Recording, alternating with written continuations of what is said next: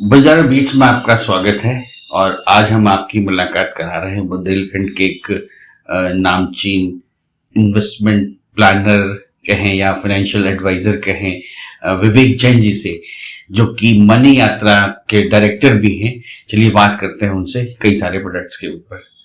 विवेक जी नमस्कार। नमस्कार जी।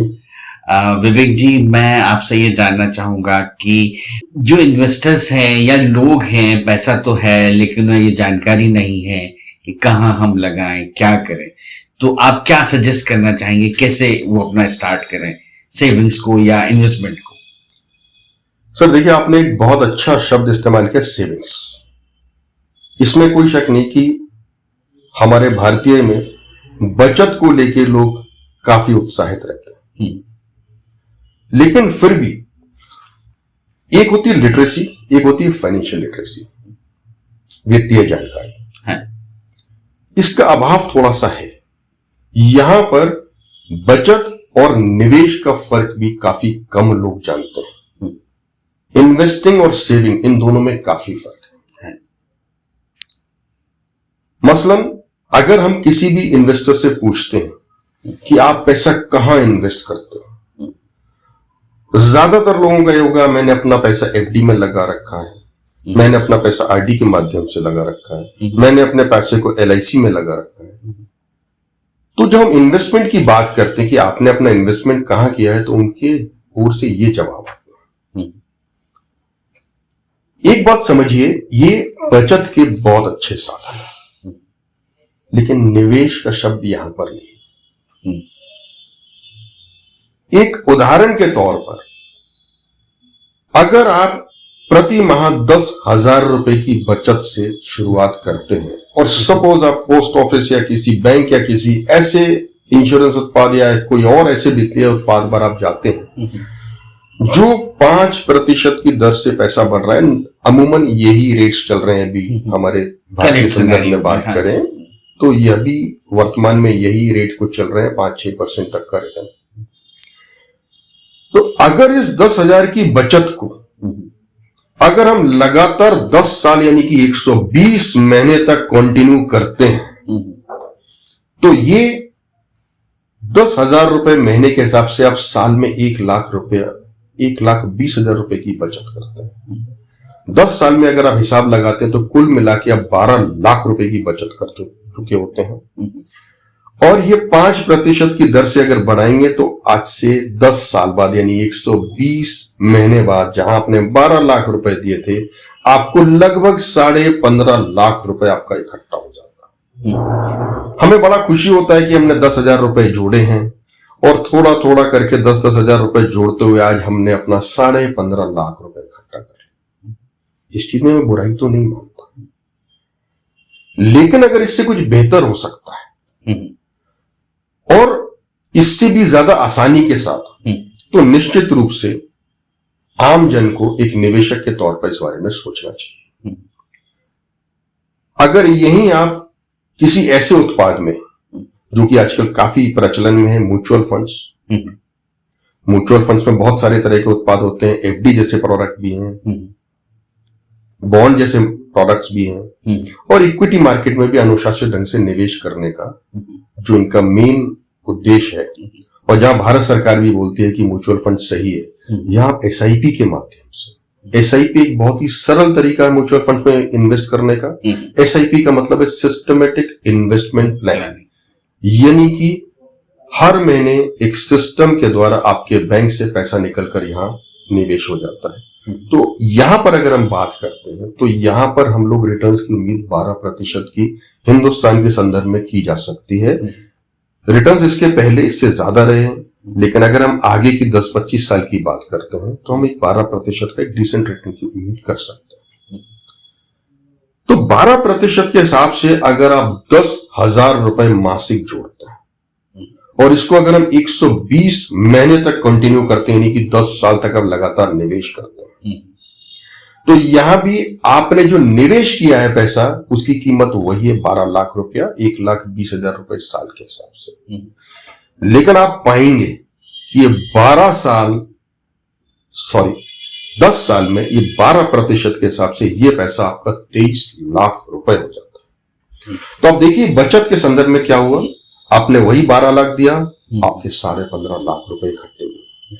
आपने निवेश के तौर पर क्या किया, आपने 12 लाख रुपए दिए, आपको वो 23 लाख रुपए हो गया। तो एक और जहां 3.5 लाख की मुनाफा थी 12 लाख की बचत पर, वहीं 12 लाख के निवेश पर आपकी 11 लाख रुपए की मुनाफा है, जो लगभग 3 गुने से भी ज्यादा है जो हमें बचत के केस में हमारे हिस्से में मुनाफा आई, और निवेश करके जो हमको मुनाफा मिला है वो कहीं 3 गुने से भी ज्यादा है।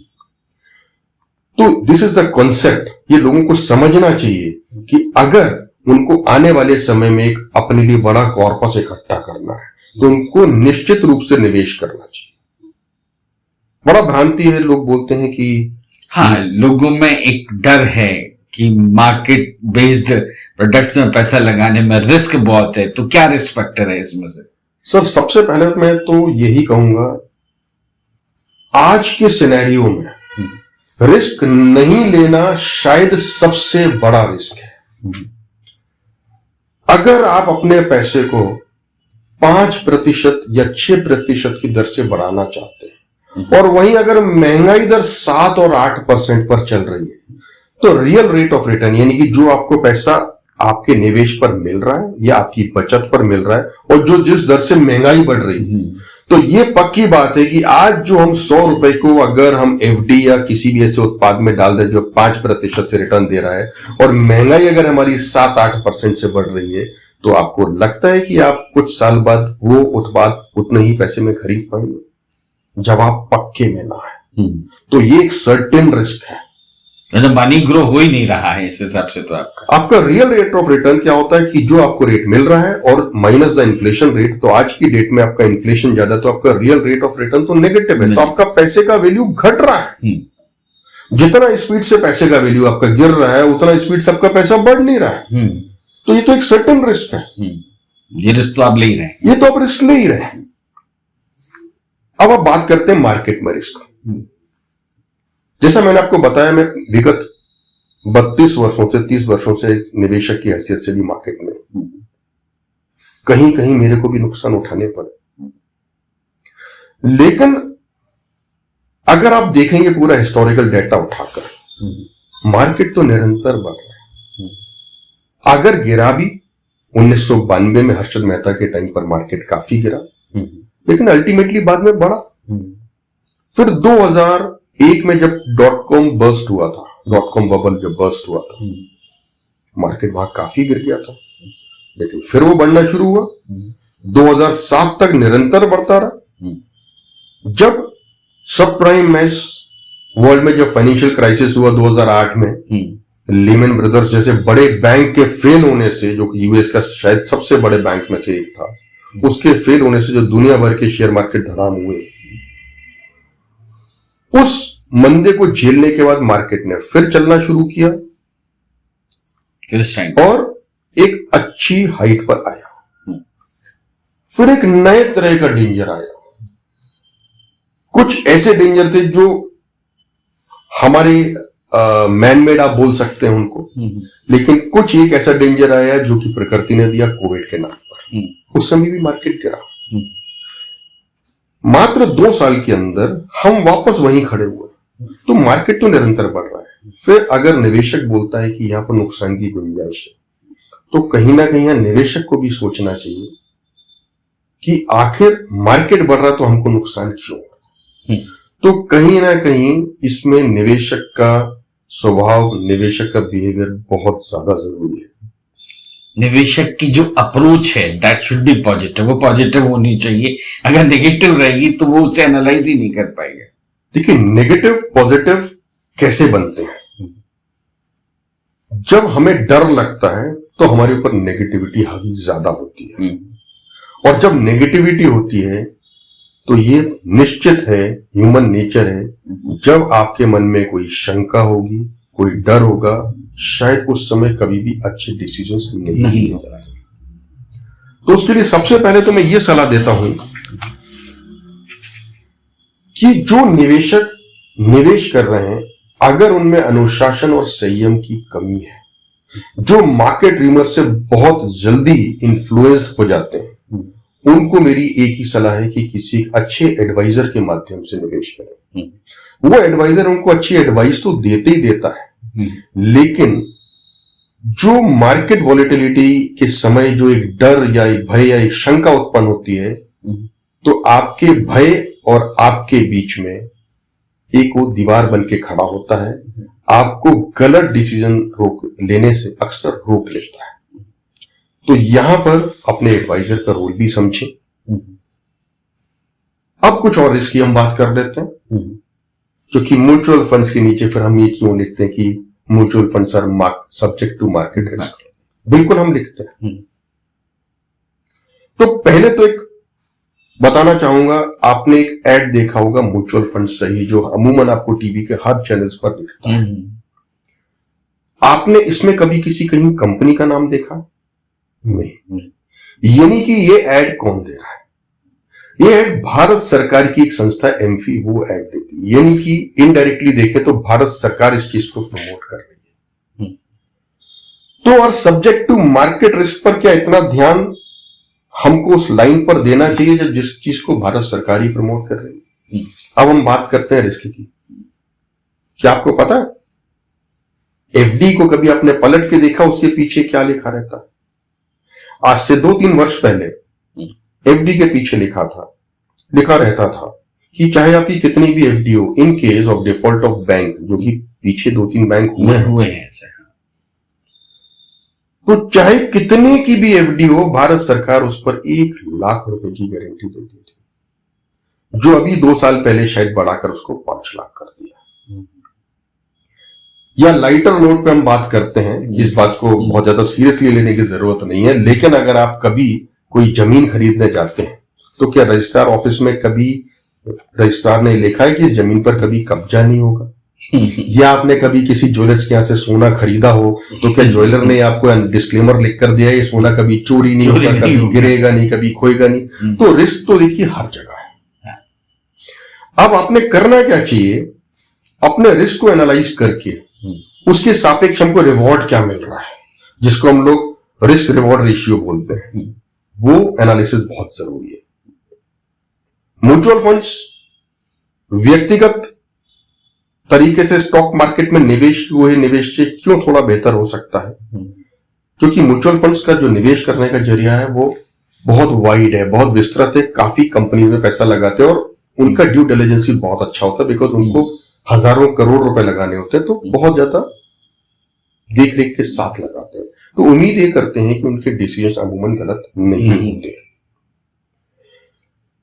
दूसरा, मैं जो ग्रोथ की बात करता हूं तो इंडियन ग्रोथ स्टोरी, उस पर आपको भरोसा रखना चाहिए। मैं यहां पर किसी राजनीतिक दल या किसी सरकार के इस पे नहीं बोल रहा हूं, ये तो मैं बात कर रहा हूं सिर्फ अपने हिंदुस्तान का जो डायनेमिक्स बोलता है। वी आर 135 करोड़, हमारे देश की जनसंख्या 135 करोड़ है। ये अच्छी बात है या नहीं, इस पर तो मैं बात नहीं करूंगा, लेकिन जहां तक ग्रोथ की बात है तो हमारे यहां 135 करोड़ लोग का जो कंजम्पशन है, और सबसे बड़ी बात यह है कि इस 135 करोड़ में 60% जनता less than 30 years of age है। यानी कि हमारा देश अगले 25 से 30 साल तक बूढ़ा तो नहीं होएगा, जो कि कई देशों में समस्याएं आ रही हैं कि वहां लोग बूढ़े हो रहे हैं, नई जनरेशन कम है, कंजम्पशन कम हो रहा। हमारे यहाँ कंजम्पशन कभी भी प्रॉब्लम नहीं रहा, हमारे यहाँ हमेशा डिमांड रही। Even in Covid times supply was the problem, demand was never the problem. तो जब ये चीज हमारे होनी है, अब हम पॉजिटिव पहलू पर बात करते हैं। आप अपने निवेश के समय क्या चाहते हो? हम जब भी पैसा डालें हम कभी भी निकाल सकते हो, यानी इसको हम तरलता बोलते हैं या लिक्विडिटी बोल सकते हैं, कि जब हम चाहें अपने पैसे को निकाल सकते। तो सबसे खूबसूरती इस मार्केट की है, आपका चाहे जितना भी बड़ा पैसा लगाओ, आप जब चाहें एक सिंगल क्लिक पे अपने पैसे को अपने बैंक में ट्रांसफर कर सकते हैं। आज मैं आपसे एक एग्जांपल देता हूं कि सपोज करो किसी का 1 करोड़ का या 2 करोड़ का कोई जमीन का टुकड़ा या घर कोई ऐसा है, और वो चाहता है कि मुझे कल सुबह बैंक में पैसा मिल जाए। क्या संभव है उनके लिए? उनको पहले बायर ढूंढना पड़ेगा, फिर नेगोशिएट होएगा, बिल्कुल, तब जाके पैसे की बात होती है कि 2 महीने 6 महीने 8 महीने बाद फिर पैसा मिलेगा। यहां पर चाहे जितना बड़ा पैसा हो, 1 रुपए से लेके आपका सैकड़ों करोड़ रुपए में भी हो, आपको सिर्फ बटन दबाना है और पूरा का पूरा पैसा आपके बैंक में आ जाता है। और सामने जो रेट चल रहे हैं आपको पता है कि मेरा इतना पैसा आएगा। हाँ। तो एक तो सबसे अच्छी चीज तरलता, क्योंकि वक्त पर अगर हमारा बचत या हमारा निवेश हमारे काम में अगर नहीं आ रहा है तो फिर डर है, हमको सोचना चाहिए कि आखिर ऐसा निवेश किस काम का। तो सबसे अच्छी चीज तो प्राथमिकता हमको तरलता और लिक्विडिटी को देनी चाहिए। दूसरा पारदर्शिता, ट्रांसपेरेंसी। हम अगर बात करें ट्रांसपेरेंसी की, तो ये निवेश एक ऐसा होता है जो हर समय आप देख सकते हैं कि आज मेरे निवेश किए हुए अमाउंट की क्या वैल्यू चल रही है। जमीनों के संदर्भ में देखें क्या होता है, आपको एक अंदाजा रहता है कि ये रेट चल रहा है, लगभग होगा, बट एग्जैक्टली आपको नहीं पता होता, ना एग्जैक्ट बायर होता है। यहां पर आपको ना बायर और सेलर इनकी कोई परवाह नहीं करनी। जब आपको खरीदना आप खरीद सकते हो, जब बेचना हो बेच सकते हो। और जिस रेट पर आप खरीदना चाहते हो, जिस रेट पर आप बेचना चाहते हो, सामने वो आ रहा है। तो इट इज 100% ट्रांसपेरेंट। तीसरा सुगमता, यानी कि ईज ऑफ इन्वेस्टिंग। जब आप जहां से चाहें अपना पैसे को निवेश कर सकते हैं। कहीं भी आप बैठे हो, आप 7 समुंदर पार भी बैठे हो, आपको सिर्फ एक इंटरनेट कनेक्शन चाहिए या अपने एडवाइजर से आपको कनेक्टिविटी चाहिए, आप अपने उस पैसे को अपने बैंक में पहुंचा सकते हैं। खूबियां और भी हैं, लेकिन एक काफी बड़ा सब्जेक्ट हो जाता है। जब हमारे पास क्लाइंट्स के क्वेश्चंस आते हैं, तो अभी तक मेरा एक्सपीरियंस है, किसी भी क्लाइंट को डिस्कशन के बाद ऐसा नहीं लगा कि म्यूचुअल फंड्स, जिस चीज के लिए लोग जानते हैं कि नीचे जो लाइन लिखी रहती है सब्जेक्ट टू मार्केट रिस्क, वो इतना रिस्की नहीं है। और अगर हम रिस्क रिवॉर्ड की बात करते हैं तो डेफिनेटली म्यूचुअल फंड एक बहुत अच्छा निवेश का माध्यम है और यहां लोगों को बढ़ चढ़ के हिस्सा लेना चाहिए।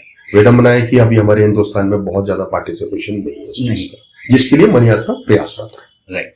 एक चीज और मैं पूछूंगा, जैसे जब मार्केट जब डाउन होता है या कोलैप्स होता है, गिरता है, तो इन्वेस्टर को कैसे नुकसान होता है? आमतौर पर कहा जाता है ना कि बड़ा नुकसान हो गया, वो क्या है?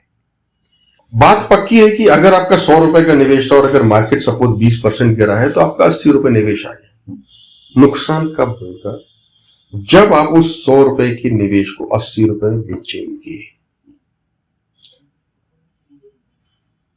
लेकिन अगर आप नियमित निवेश कर रहे हैं, तो यहां पर पहले मैं एक लाइन ये बोलता हूं कि इस मार्केट की जो वॉलेटिलिटी है ना, जो उतार चढ़ाव होते हैं, यही इस मार्केट की जान है। सिंपल इसको एक मैथमेटिकल कैलकुलेशन से आप समझे। जब 100 रुपया गिरकर 80 रुपए आएगा, तो आप कहोगे मेरा निवेश 20% गिर गया। लेकिन आपने आगे भी निवेश किया है। चूंकि आप एसआईपी के माध्यम से हर महीने निवेश करते हैं, तो 80 रुपए में भी आपने निवेश किया है। आज नहीं तो कल मार्केट फिर वापस बढ़ेगा, 100 भी जाएगा, 120 जाएगा। लेकिन ये जो कैलकुलेशन की हम बात करते हैं कि अगर 100 में से 20% हम गिराएंगे तो 80 बचेगा। लेकिन जब 80 रुपए को वापस 100 जाना होगा, उसको 80 रुपए से 25% बढ़ेगा, तब जाके वो 100 रुपए पहुंचेगा। तो जो 80 रुपए के भाव पर आपने निवेश किया था, आपका वो पैसा 25% बढ़ेगा। तो this is a simple maths. यहां पर निवेशक की उतार चढ़ाव वाले माहौल में ही पैसा बनेगा। मार्केट अगर स्टेबल है तो उतना पैसा नहीं बनेगा, और उतार चढ़ाव ही मार्केट का नियम है, मार्केट का नेचर है। तो ये थे विवेक जैन जी। हम इनसे फिर चर्चा करेंगे कि हम अपने पैसे को कैसे बढ़ा सकते हैं, कैसे हम बेहतर पोजीशन पर पहुंच सकते हैं। आगे भी हम सिलसिला जारी रखेंगे और कई प्रोडक्ट्स पर हम बात करेंगे। तो विवेक जैन जी, हमारे कार्यक्रम में आने के लिए आपका बहुत बहुत धन्यवाद। हम आगे भी आपसे चर्चा करते हैं। Thank you very much. Thank you. इस चैनल को लाइक और सब्सक्राइब करना ना भूलें। देखते रहिए बंजारा बीट्स।